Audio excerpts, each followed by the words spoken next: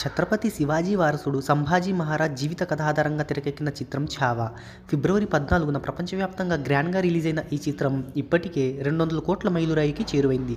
ఈ చిత్రం 5 రోజుల కలెక్షన్లను తెలుసుకోబోయే ముందు ఒక చిన్న రిక్వెస్ట్, మన ఛానల్లోని వీడియోస్ చూసి నచ్చితే సబ్స్క్రైబ్ చేసి లైక్ కొట్టి షేర్ చేయండి.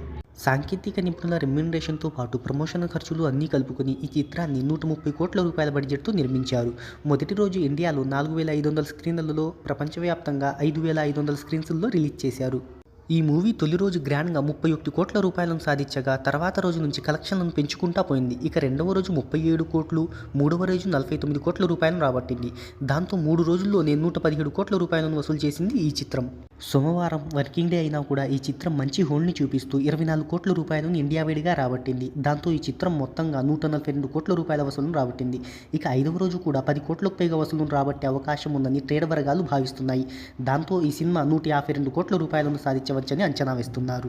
ఇక ఓవర్సీస్లో కలెక్షన్ల విషయానికి వస్తే $4 మిలియన్ అంటే ఇండియన్ కరెన్సీస్లో 35 కోట్ల రూపాయలను వసూలు చేసింది. దాంతో ఈ చిత్రం ప్రపంచవ్యాప్తంగా 187 కోట్ల రూపాయలను వసూలు చేసింది.